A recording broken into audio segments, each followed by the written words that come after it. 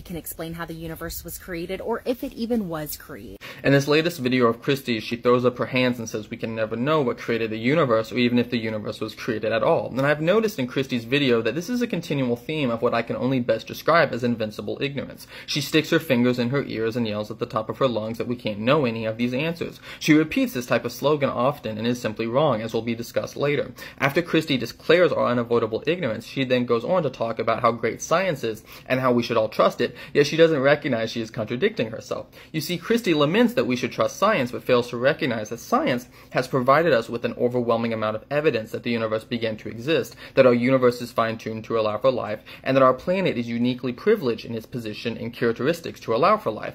This scientific evidence, which according to Christie we should trust, provides strong support for philosophical arguments for the existence of God.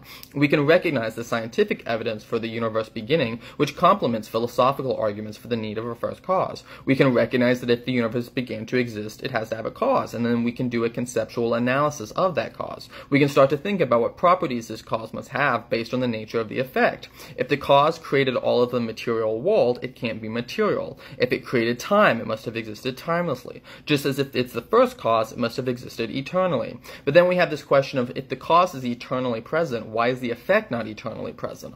All of our evidence indicates the universe began a finite amount of time ago, yet we deduce that its cause must be eternal. Well, we can recognize that the best explanation for this is if the cause is a person who can restrain themselves and then freely choose to create. This immaterial, eternal, personal cause of the universe is what all men call God. Similarly, we can recognize the scientific data that shows our universe is finely tuned for life, and we can recognize that while this is highly implausible under atheism, it's exactly what we would expect under theism. Christie can't object to the above arguments and dismiss them as being philosophical because she herself does philosophy every time she posts one of her videos. She does it extremely badly, but she is doing philosophy nonetheless. Moreover, philosophy underlies the scientific enterprise and guides how scientists go about evaluating theories. This brings me to my next point, which is not only do we have an overwhelming amount of scientific data that fits into philosophical arguments for God, we can recognize that if we apply the same criteria for evaluating explanations used in science to what we observe in the natural world,